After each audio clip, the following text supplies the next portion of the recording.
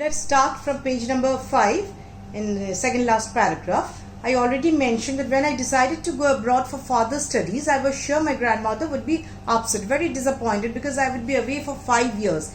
Khushwant Singh would be away for 5 long years, and at her age one could never tell that whether she would survive or not. But my grandmother could. So the grandmother could. What does it imply? It implies the grandmother was a spiritualistic lady. So she could predict her own death.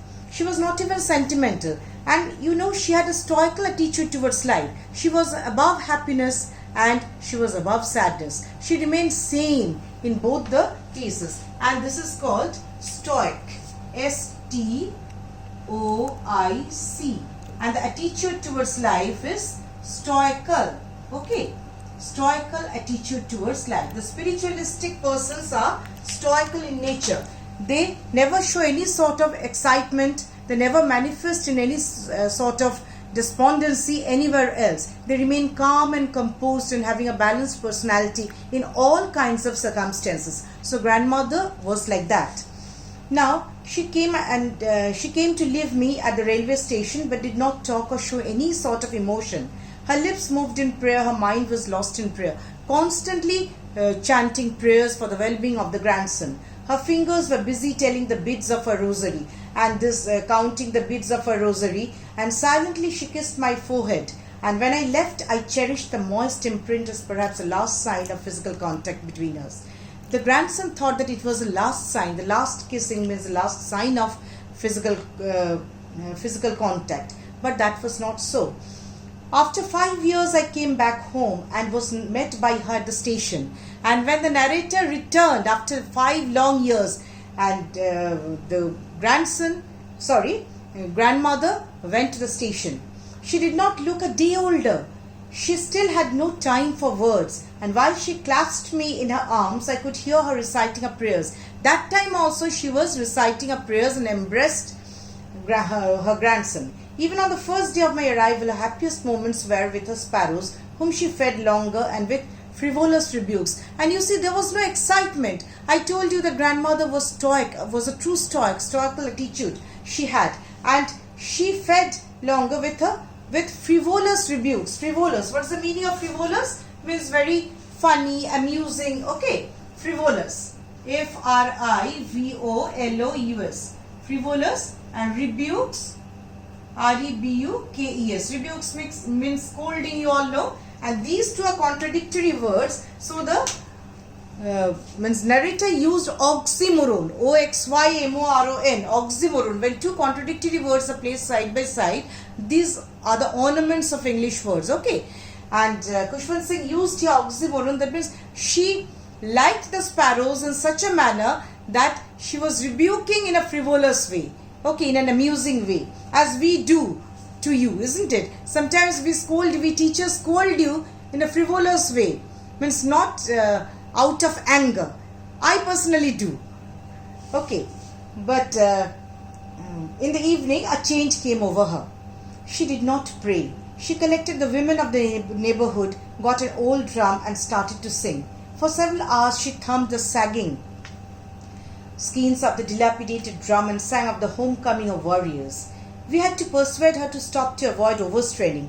That was the first time since I had known her that she did not pray. That means she celebrated the arrival of the grandson by collecting the women of the neighborhood and then got an old drum and started to sing. And the subject matter of the song was homecoming of the warriors. And that is also metaphorical, very significant, because the grandson returned home after 5 long years from abroad, and as if he won something, he was victorious. That's why the subject of the song was homecoming of the warriors. With a dilapidated drum and sang of the homecoming of warriors. We had to persuade her to stop to avoid overstraining. That was the first time since I had known her that she did not pray. Underline this portion also for multiple choice question, for short answer type question. This is also very important. The next morning she was taken ill. See the language structure. She was taken ill. Instead of she fell ill, here it's written she was taken ill. It was a mild fever. Means a slight fever, slow fever. And the doctor told us that it would go. Doctor said that it would go. But my grandmother thought differently. I told you all, that grandmother could predict her death, as she was a spiritualistic lady. She told us that her end was near. She said that since only a few hours before the close of the last chapter of her life she had omitted to pray, she was not going to waste any more time talking to us, because she knew every moment's condition. Okay, being a spiritualistic lady, she could predict everything. She was so far-sighted, she was so spiritualistic. We protested, but she ignored our protests. She lay peacefully in bed, praying and telling her beads. Even before we could suspect, her lips stopped moving and the rosary fell from her lifeless fingers and she fell dead. A peaceful pallor spread on her face and we knew that she was dead. So the grandmother passed away. We lifted her off the bed and, as is customary according to the Sikh custom, laid her on the ground and covered her with a red shroud. With a red covering, she was covered. After a few hours of mourning, that means expressing sorrow, expressing despondency, we left her alone to make arrangements for her funeral. In the evening, we went to her room with a crude stretcher. Stretcher means by means of which dead bodies are carried to take her to be cremated, to be burnt, and crude means raw.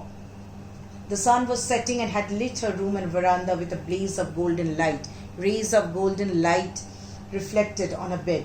We stopped halfway in the courtyard, all over the veranda and in her room, right up to where she lay dead and stiff, wrapped in the red shroud. Thousands of sparrows sat scattered on the floor. And what a surprise, what an amazing thing. There was no chirping. We felt sorry for the birds and my mother fetched some bread for them. She broke it into little crumbs the way my grandmother used to and threw it to them, because the mother thought that the sparrows had come for the bread. But no, they participated in the mourning. The sparrows took no notice of the bread. When we carried my grandmother's corpse means dead body, they flew away quietly. Next morning the sweeper swept the breadcrumbs into the dustbin. So that was the climax of the story. So you see, this short story is not flamboyant, but modest, restrained, well crafted. Perhaps his greatest gift as a writer is a wonderful particularity of description, and a beautiful description is given here by Khushwant Singh. And we really see the lively portraiture of the grandmother and the attachment which she had with the grandson. Thank you, children, and that's all for today.